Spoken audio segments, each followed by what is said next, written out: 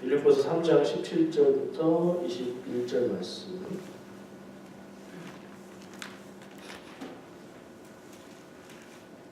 찾으셨어요? 한 절씩 교독하겠습니다.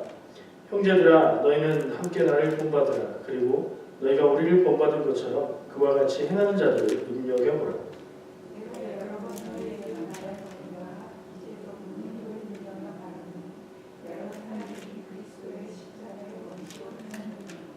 그들의 마침은 멸망이요 그들의 신은 배요 그 영광은 그들의 부끄러움에 있고 땅의 일을 생각하는 자라. 그러나 우리의 주권은 하늘에 있다.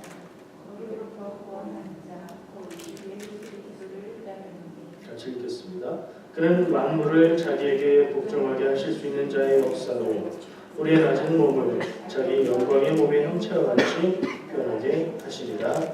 아멘.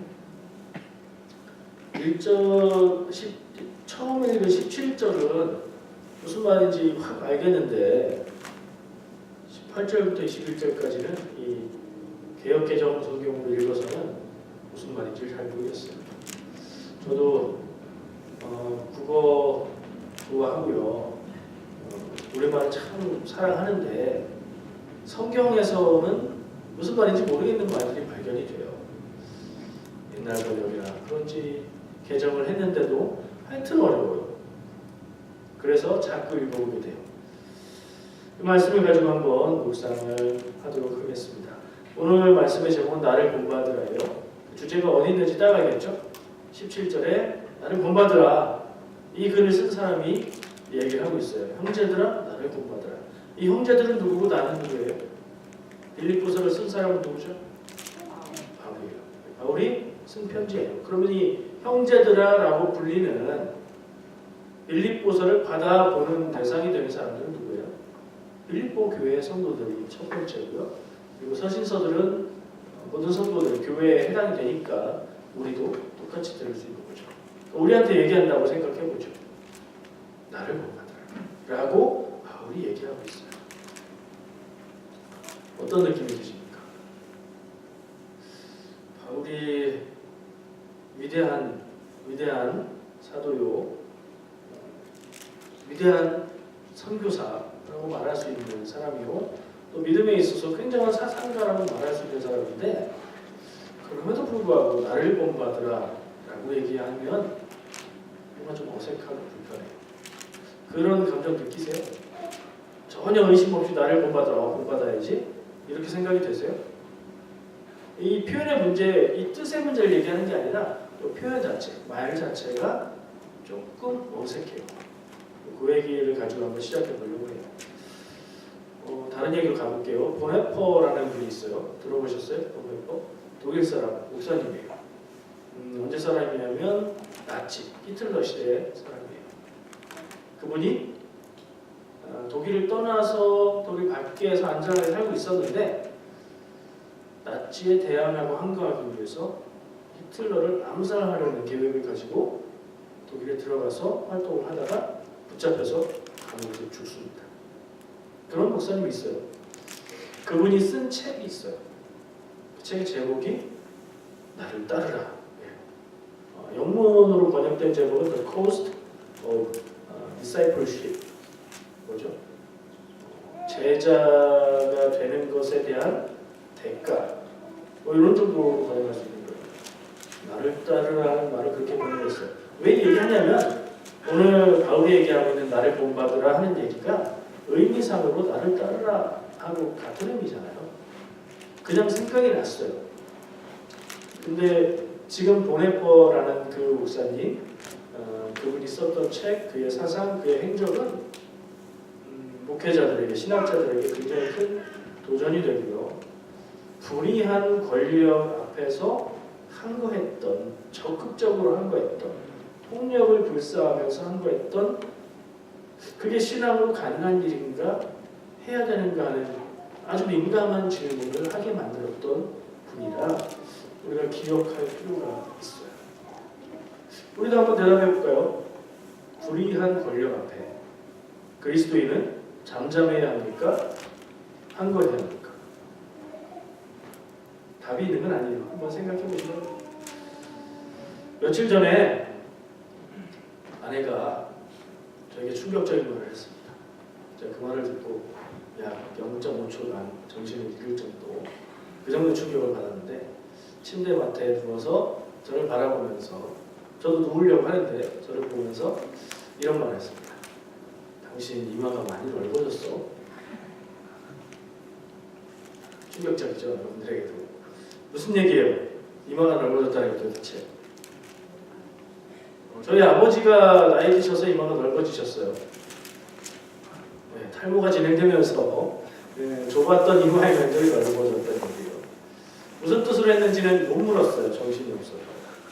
근데 그 얘기를 듣고 생각을 좀 했어요.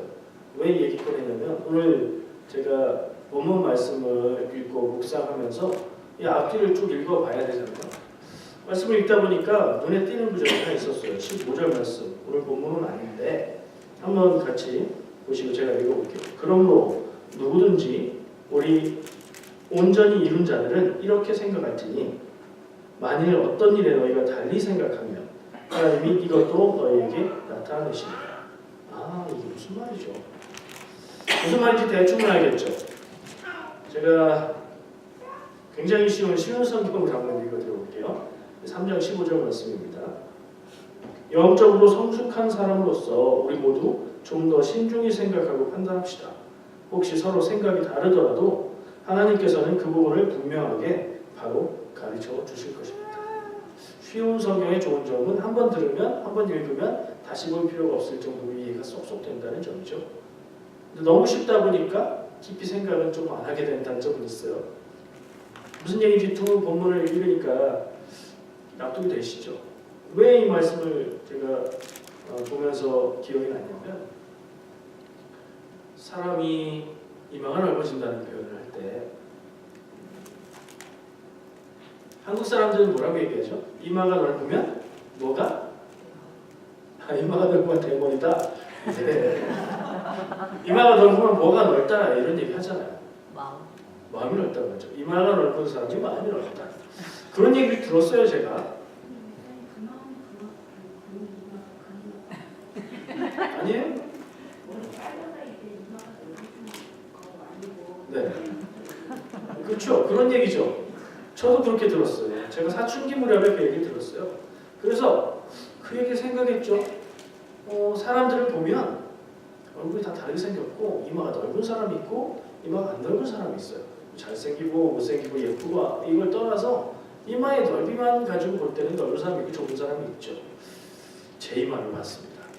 그렇게 넓지 않았어요. 이마 넓은 사람들을 봤어요. 그 얘기를 저는 내심 믿으면서 저 사람 마음이 참 넓겠구나. 스스로 거울을 보면서 나는 마음이 그리 넓지 않으니 마음에 연단을 좀 하고 수련을 하고 기도도 많이 하고 마음을 좀 넓혀야 되겠다. 그런 생각했어요. 이제 뭐가 연결이 되시나 봐요. 이렇게. 사람이 나이가 들면 머리가 빠지죠. 탈모 얘기잖아요. 이마가 넓어진다는 건. 머리카락이 덮여있는 부분인데 그게 없어지니까 마치 원래 이마였던 것처럼 이마가 넓어진다는 거예요. 나이 든다는 표현이죠. 이마가 실제로는 안 넓어져도 그냥 나이 든다는 표현으로 저는 들어요. 사람이 나이가 들면 마음이 넓어져야 된다. 아까 박 권사님이 얘기하신 대로 그 말이 그 말은 아니에요. 근데 저는 사람을 봤을 때 이마가 넓으면 마음이 넓고 이마가 좁으면 마음이 좁다라는 생각을 안 믿게 됐어요. 사람들 경험해보니까 상관없다. 근데 조금 더 생각해보니까 이마가 넓어질 때가 되면 마음이 전보다는 더 넓어져야 되겠구나 하는 생각을 하게 됐어요. 그래야 되지 않을까요? 사람이 나이가 들수록 세상을 산 연수가 길어질수록 여러 가지 일들을 경험할수록 마음이 넓어지고 다른 사람의 입장을 헤아리고 이해할 수 있어야 되지 않을까요? 근데 잘못 살면 이게 안 돼요. 이마는 넓어지는데 마음은 안 넓어져요. 잘 살아야 이게 되는 것 같아요. 제가 다짐을 하는 겁니다. 스스로. 이마만 넓어질 게 아니라 마음을 넓어져야 됩니다. 다른 사람의 입장을 헤아리고 다른 사람의 마음을 헤아리는 노력을 더 하는 사람이 돼야 되겠다. 근데 나이가 들면 왜 그렇게 되죠? 경험을 통해서 그렇게 돼요. 어렸을 때 내가 제일 똑똑한 것 같고 내 생각이 다 맞는 것 같고 저 사람은 왜 저러는지 이해가 안 돼요. 근데 이해를 할 수 있게 돼요. 나이가 들면서 자꾸 잊어버리고 실수하고 내가 맞는 줄 알고 열심히 우겼는데 알고 보니까 내가 틀릴 때가 있다는 걸 한 번, 두 번, 세 번, 네 번 경험하면 아, 저 사람도 나 같은 그런 경우일 수 있겠다 하는 입장 바꿔 생각해 봐가 되기 시작하죠. 그게 안 되면 나이만 먹었지 철이 안 된 겁니다. 여러분들도 다 철 드시기를 축복합니다. 예. 저는 이마가 좀 넓어져야 되겠고요. 여러분들에게도 오늘 말씀 제목처럼 저를 본받으세요. 그 말씀을 좀 드리고 싶습니다. 축복의 의미입니다. 3장 15절 말씀을 보고 저는 생각이었고요. 이 집중해서 볼 말씀은 17절 말씀이에요. 나를 본받으라. 아까 처음에 시작했던 얘기로 다시 돌아가 볼게요. 왜 불편할까요? 이 말이 나를 본받아라. 나 때문에 그렇죠. 나가 나를 본받으라고 얘기하니까 그렇죠. 본받으라는 말은 주로 어떤 경우예요? 다른 사람. 야, 저 사람 좀 본받아라. 네 친구 좀 본받아라. 다른 사람이 얘기할 때 어울리는 말이고요. 그리고 적어도 본받아라 그러려면 좀 위대하게 살고 지금은 이 세상에 안 계신 분이면 또 적절하게 어울리죠. 우리말의 느낌 때문에 그래요.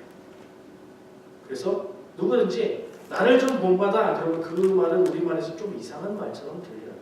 왜냐면 스스로 자기가 맞고 자기가 괜찮고 그런 얘기가 되는 거기 때문에 그렇죠. 그래서 어색했던 것 같아요. 그러나 문법적으로나 말의 의미가 잘못된 말은 아니죠.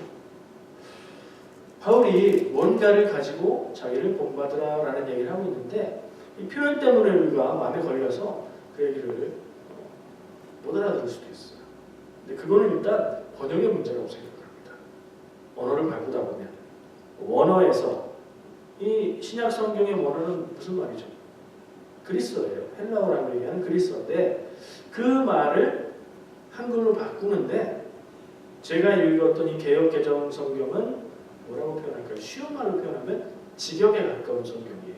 그러니까 원어의 단어를 말의 순서도 그대로 가능하면 그대로 가고 단어의 의미도 웬만하면 1:1로 그대로 가져가는 그런 번역이에요.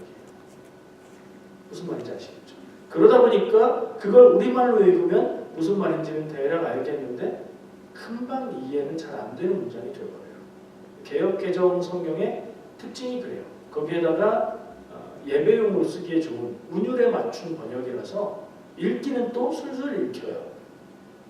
근데 아까 제가 예로 읽어드렸던 쉬운 성경은 의미 전달을 위주로 해서 때로는 단어를 바꾸기도 하고 말을 바꾸기도 해요.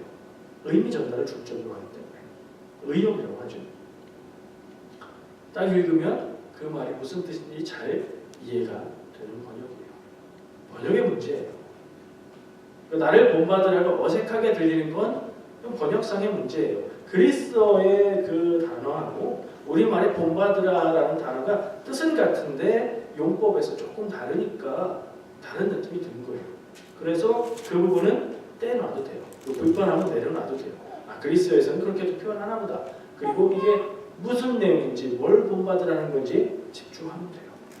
이제부터 그걸 한번 찾아보겠습니다. 바울이 스스로 말합니다. 나를 본받으라. 느낌이 이상한 거는 뒤로 빼놓고 자기를 따르라. 내가 하는 것처럼 해라 하는 말이죠. 뭘 얘기하는 걸까? 나의 모든 인생의 모든 것을 다 따라야 돼. 빌립보 교회 성도들에게 모든 세상의 교회 성도들에게 나처럼 살아라 라고 얘기하는 걸까요? 결혼도 하지 말고 평생 하나님의 사역자로 복음 전하면서 살고 죽을 뻔도 하고 고생하고 그러면서도 어디 가서 복음 전하고 말씀 전한다고 대가를 받지 않고 자기가 일해서 생계를 꾸려가는 그런 삶을 살고 마지막에 순교하는 삶을 다 살아라 하는 뜻인가요? 그 삶 전체를 본받으라는 뜻일까요? 그건 아닌 것 같아요. 그럼 뭔가 구체적인 게 있어요. 구체적인 게 있는데 여기는 안 보이는데 그걸 어디서 찾아야 맞죠? 그의 일생을 다 뒤져야 되나요? 아니요. 이 성경, 이 지금 쓰여진 이 구절, 요 말 근처에서 찾는 게 맞아요. 뭘 본받으라는 건지는 요 근처에 있어요. 답은 이 근처에 있는 거예요. 그래서 제가 찾아봤어요. 3장을 다 읽으면서 보니까 무슨 말인지 알겠더라고요. 앞뒤를 읽어보고 내용을 파악을 해보니까 단순한 얘기더라고요. 뒤쪽에 나오는 얘기를 먼저 한번 보겠습니다. 뒤쪽에는 4절이 남아있어요. 17절을 중심으로 3장이 끝나기까지, 그죠? 3장이 끝나기까지 4절이 있는데 18절부터 21절까지. 근데 18, 19절에서 하는 얘기하고 20, 21절에서 하는 얘기가 느낌이 달라요. 한번 볼까요? 찾아서 읽어보죠. 아까 펴놓으신데 그대로 있으면 눈으로 보세요. 17절에서 뭘 본받으라고 하냐? 18절에 내가 여러 번 너에게 말하였거니와 이제도 눈물을 흘리며 말하노니 여러 사람들이 그리스도의 십자가의 원수를 행하느니라. 이 앞부분은 내가 진심으로 말한다. 강조고요. 그러니까 빼도 되고요. 내용은 그리스도의 십자가의 원수로 행하는다는 얘기가 나와요. 이걸 본받으라는 건가요? 그럴 리 없죠. 19절 그들의 마침은 멸망이요 그들의 신은 배요 그 영광은 그들의 부끄러움에 있고 땅의 일을 생각하는 자다. 이 그들은 누구고 그들의 신은 배요. 이건 무슨 말이고 어렵네요. 근데 누군지 어떤 사람들을 지금 얘기하고 있어요. 이렇게 하는 사람들이 있다는 거예요. 그 사람들은 어떠냐? 마침은 멸망이라는 건 마지막엔 망한다는 얘기죠. 이 사람들은 마지막엔 망하는 세력들인데 그들의 신은 배요. 무슨 말일까? 이거는 한자를 근거로 번역을 해놓은 거라고 해요. 그들은 배를, 요 배요, 배, 사람 몸에 있는 배, 이 배를 신으로 섬깁니다. 그 사람들은 배 채우는 것을 신으로 섬기는 믿음으로 갖는 사람입니다. 배 채우는 게 뭐예요? 본능에 충실하고 자기 배 채우는 게 우선이고 이런 것들, 세속적인 것들, 욕심을 채우는 것들, 자기 만족의 일들, 그것을 신으로 섬기는 사람들. 그런데 교회 안에서 믿음의 삶을 산다고 하는 성도들 안에서 자기 삶의 욕심과 욕망과 본능에 충실하게 살아가고 있는 사람들이 있다는 얘기. 이걸 본받으라는 건가? 근데 그들이라고 얘기했으니까 바울이 얘기한 나가 아니잖아요. 이 사람들은 본받지 말아야 될 모델인 거예요. 18, 19절에는 이런 사람들이 있는데 이걸 본받지 말고 라는 말이고요. 20, 21절 그러나 우리의 시민권은 하늘에 있는지라. 좋은 표현이네. 우리의 시민권은 하늘에 있어요. 우리는 여기 캐네디언도 계시고 코리안도 계세요. 우리의 국적은 캐나다 사람일 수도 있고 한국 사람일 수도 있어요. 근데 정말 우리의 국적은, 우리의 소속은 어디냐? 하늘나라, 하나님의 나라 시민이다. 이 얘기를 하면 우리가 쉽게 이해할 수 있어요. 외국 생활, 이민 생활 안 해본 사람은 그냥 이게 확 와닿지 않을 수 있는데 우리 시민권 이거 늘 생각하잖아요. 우리의 진정한 시민권은 증명서가 없어도 우리는 하늘나라의 시민권이다. 나는 belong to 하나님의 나라. 다 표현하기는 어렵네요. 나는 하나님의 나라에 속해 있어요. 나는 어딜 가서 무엇을 해도 하나님의 나라에 소속된 하나님의 뜻을 따르는 사람이에요. 이걸 뭐라고 해요? 정체성. 내가 나의 정체를 뭐라고 생각하느냐, 이게 정체성이에요. 그냥 제가 쉽게 농담처럼 만든 말이에요. 내가 나를 누구라고 생각하냐? 아니 하늘나라의 시민이다. 이게 그리스도인의 정체성이죠. 그게 우리라는 거예요. 바울이 나는 그렇게 생각한다고 얘기하고 있죠. 거기로부터 구원하는 자, 곧 주 예수 그리스도를 기다리는 그리스도인들은 하늘나라 시민권을 갖고 세상에서 살아가고 있는 우리는 시민권이 하늘나라에 있는데 이 땅에서 살아가는 건 뭐예요? 한국 시민권을 갖고 있는데 캐나다에서 사는 건 이민이에요, 아니에요? 영주권 가지면 이민인가요? 다른 예를 들어볼게요. 한국 시민권을 가지고 비행기 타고 다른 나라에 가면 그게 뭐예요? 여행이죠, 여행. 우리는 이 땅의 인생을 여행하고 있다고 그렇게 비유적으로 말할 수도 있어요. 우리는 여기에 소속된 삶이 아니에요. 그래서 뭘 기다려요? 예수 그리스도의 다시 오심을 기다려요. 우리의 소망은 이 땅에 있는 게 아니에요. 우리의 신은 배가 아니에요. 우리의 신은 하나님이요 예수님이 다시 오실 그날을 기다리고 그날이 올 것을 믿고 살아가는 그 믿음이에요. 그게 우리라고 얘기하는 겁니다. 21절 그는 만물을 자기에게 복종하실 수 있는 자의 역사로 우리의 낮은 몸을 자기 영광의 몸의 형체와 같이 변하게 하시리라. 예수님이 십자가에 죽으시고 영광의 몸으로 부활하셨죠. 우리도 그렇게 지금 이 땅에 매여서 이 땅의 삶의 모든 삶의 그 기반을 뿌리에 두고 이 세상의 일에 매여서 살 수밖에 없는 우리의 삶이 그때가 되면 예수님이 다시 오실 그때가 되면 변화될 거다 라는 얘기를 하는 거죠. 자, 18절, 19절하고 20절, 21절하고 두 종류의 다른 사람을 얘기하고 있어요. 그렇죠? 어떤 사람을 본받으라는 거예요? 뒤에 나오는 사람. 그리스도인은 이런 사람이다. 우리가 믿는 바는 이것이다. 믿는다고 하면서 세상을 바라보고 자기 욕망을 충족시키는 삶을 살지 말라는 얘기를 하고 있죠. 그런 사람들이 있다. 앞으로 한번 가볼게요. 앞에도 또 연결할 수 있는 얘기들이 나오더라고요. 12절부터 한번 볼게요. 같은 3장에 12절부터 보면요. 내가 이미 얻었다 함도 아니요 온전히 이루었다 함도 아니라. 이거 많이 들어본 말씀이에요. 내가 다 이룬 것도 아니고 완성된 건 아닌데 어떻게 사느냐? 내가 아직 잡은 줄로 여기지 않고 오직 한 일, 즉 뒤에 있는 것을 잊어버리고 앞에 있는 것을 잡으려고 표대를 향하여 그리스도 예수 안에서 하나님을 위해서 부르신 부름의 산을 위하여 달려간다. 이게 사도 바울이 생각한 자기 인생을 한마디로 말하는 거예요. 내가 사는 목적과 이유는 내 인생의 목적을 바라보고 그것을 위해서 달리기 경중을 하듯이 나는 그 끝을 향해서 살아가고 달려가고 있다. 사람 누구나 똑같죠. 인생의 목적이 있어서 살아요. 목적이 없으면 사는 게 의미가 없고 나는 왜 살지 고민하고 우울증에 빠지고 삶을 잃기도 해요. 삶의 목적은 누구나 다 있어요. 어디에 두는지가 다를 뿐이에요. 바울은 우리가 생각하는 대로 얘기해보면 하나님의 나라, 하나님의 뜻이 이루어진 복음이 전파된 예수님이 다시 오실 그때를 기다리는 사람들의 삶을 위해서 사역하는 것을 인생의 의미로 삼고 그것을 목적으로 삼고 살아갔던 사람이죠. 목적지를 정확하게 세우고 그 목적을 바라보고 평생토록 나는 살아간다, 살아왔다, 그렇게 살고 있다, 앞으로도 그렇게 살 것이다. 여러분들의 인생의 목적은 무엇입니까? 바울은 자기는 이렇게 살고 있다는 얘기, 열심히 살고 있다는 얘기가 아니라 가장 중요한 점은 표대를 바라본다는 그 표대. 바울이 바라보고 있는 인생의 목적이 무엇입니까? 이게 중요해요. 그 목적을 바라보는 삶을 살아가는 거예요. 열심히 사는 거 아니면 좀 여유 있게 사는 거 이건 뭐 개인 차가 있어요. 타고난 성품도 있고 여러 가지 방법이 있는데 정말 중요한 것은 어떻게 사느냐에 있어서 정말 중요한 것은 무엇을 바라보며 사느냐가 정말 중요한 거예요. 우리의 인생의 목적은 무엇입니까?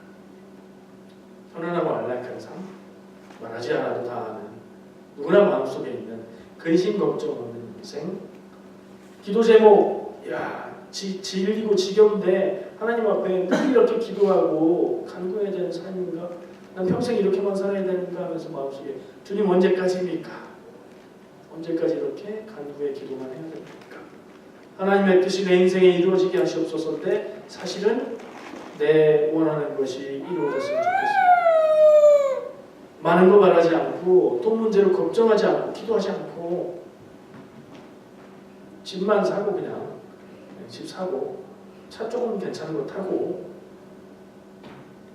뭐 힘들 때 힘든 사람들 있으면 여유 있게 돕고 기분 좋게 뿌듯하게 그렇게 사는 거야. 큰 거 바라지 않아요 하면서 우리 마음속에 그런 거 있죠.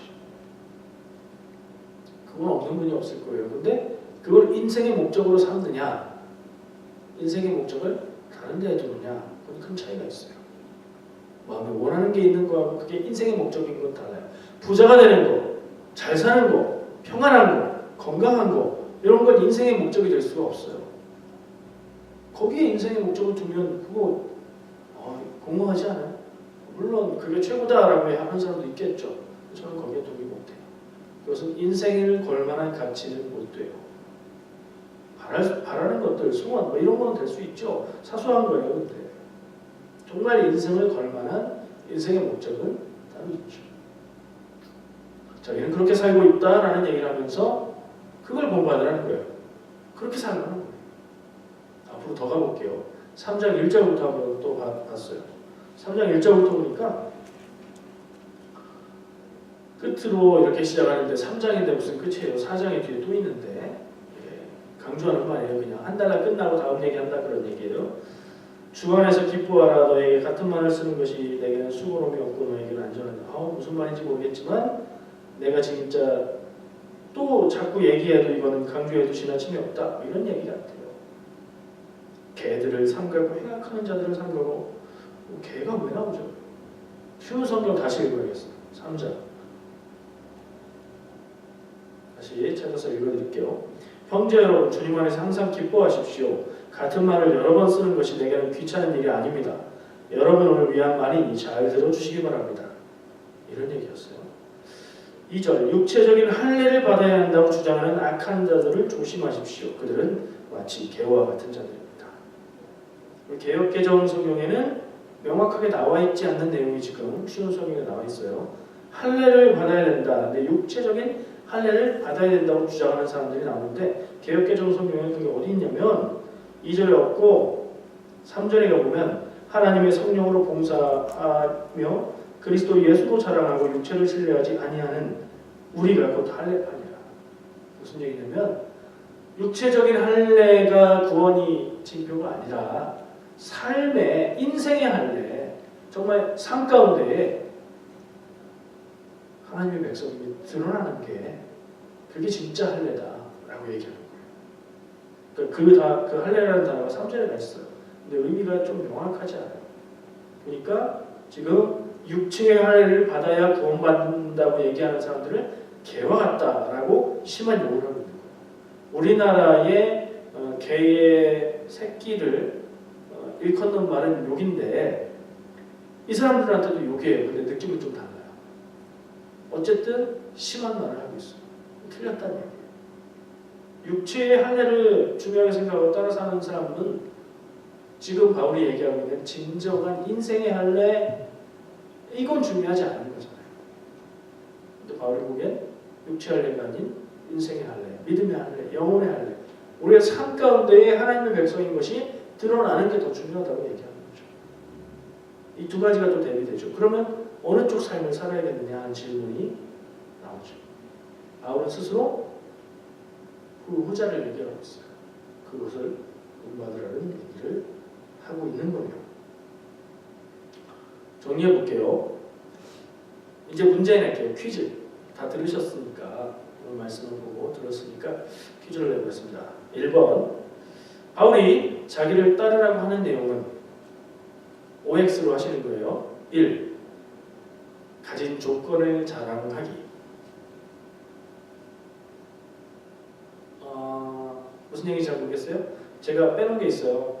바울이 이 얘기를 하면서 육체의 할례를 얘기하면서 그런 걸로 얘기하자면 나도 갖출 조건은 다 가졌다. 나는 참 히브리인이다. 전 진짜 나는 이스라엘 백성이고 피가 섞이지 않은 나는 베냐민 지파의 자손이다.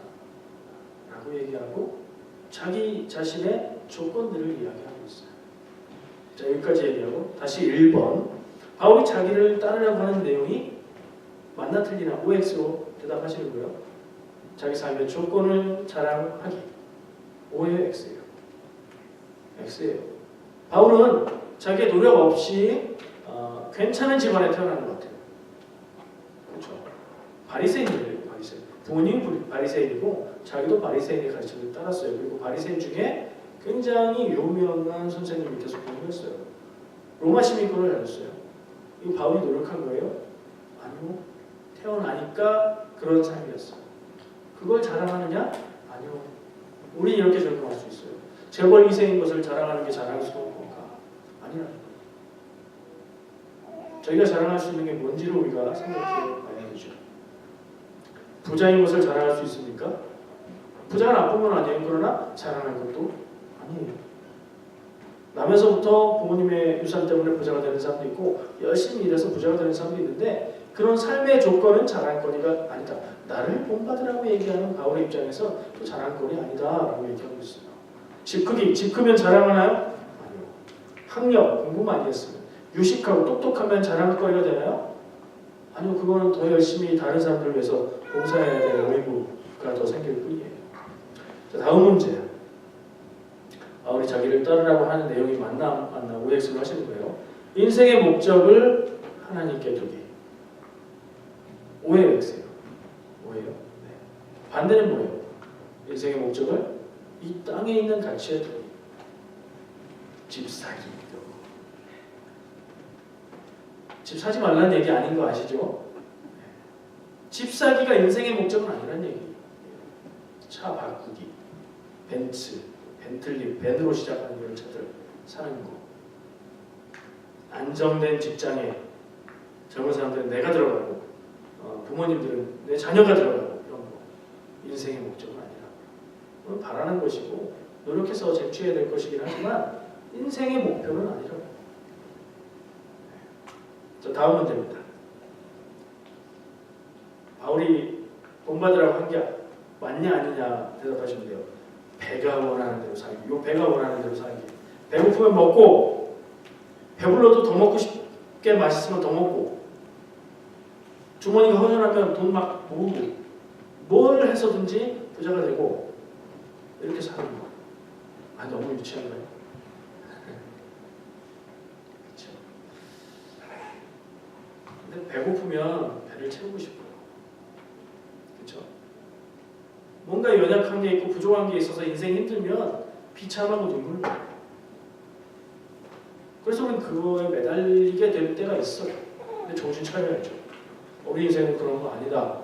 그 마음을 굳게 잡아야죠. 말씀을 쭉 읽어보니까 그런 표현도 있어요.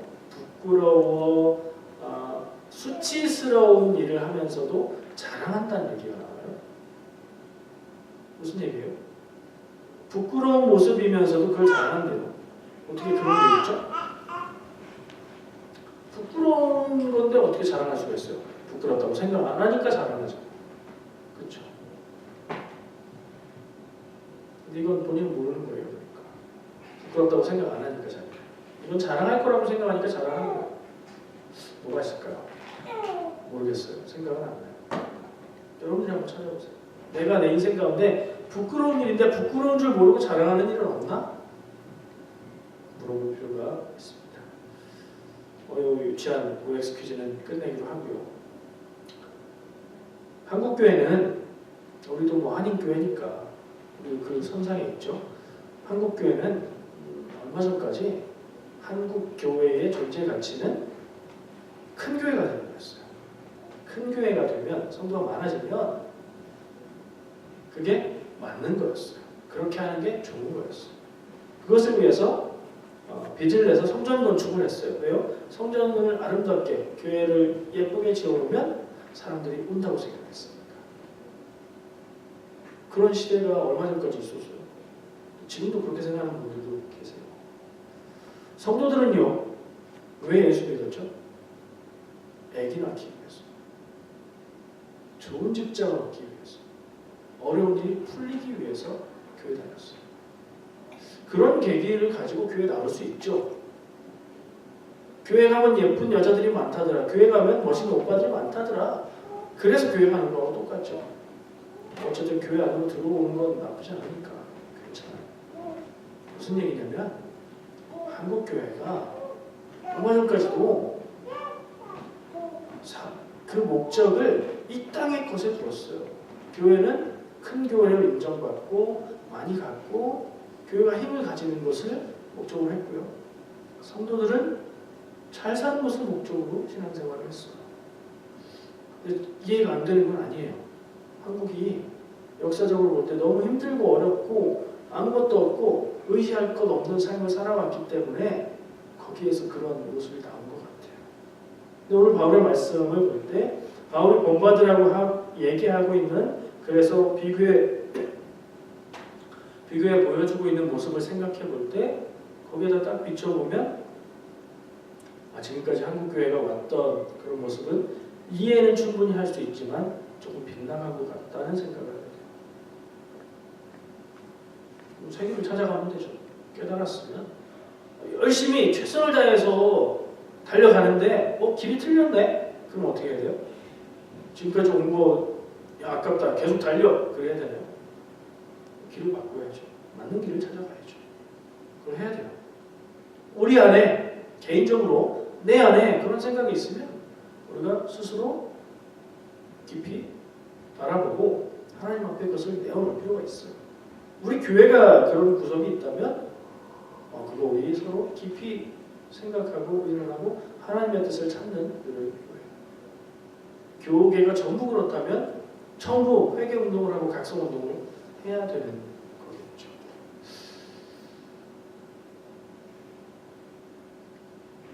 우리는 예수님을 따라 사는 사람들입니다. 예수님 따라 산다고 다 고생하면 막 안 되고 막 이래야 되는 건 아니에요. 근데 예수님을 따라 산다고 하면서 말로는 예수님을 따라 산다고 하면서 예수님 믿습니다. 열심히 열정적으로 기도해서 내가 원하는 것을 하나님으로부터 얻어내는 것이 신앙은 아니죠. 그걸 뭐라고 해요? 이 용어는 옛날부터 많이 써가지고 쉽게 아실 거예요. 네 글자 기자로 시작하는 앙자로 끝나는 거예요. 기복신앙이라고 하죠. 복을 구하는 믿음. 복을 구해야죠. 복을 구해야죠. 근데 이 믿음의 역량에 있어서 정말 참된 복을 구하는 것이 복된 삶이죠. 어린아이 수준의 믿음을 가지고 어린아이가 구하는 것처럼 사탕 달라고 그러고 과자 달라고 그러는 것 같이 하나님에게 복을 구하는 것은 잘하면 버려야 되는 모습이지 않겠는가 생각을 합니다. 예수님을 믿는 게 중요한 게 아니에요. 예수님을 따라 사는 게 중요합니다. 아멘 아멘 하고 기도 열심히 하고 교회의 모든 모임에 빠지지 않고 중요해요. 근데 그게 가장 중요한 것은 예수님이 말씀하셨어요. 아멘 아멘 하는 자마다 천국에 가는 게 아니에요. 하나님의 뜻대로 행하는 자가 천국에 들어갑니다. 하나님의 뜻이 무엇일까? 그것을 구하는 여러분의 삶이 되시기를 축복합니다. 기도하겠습니다.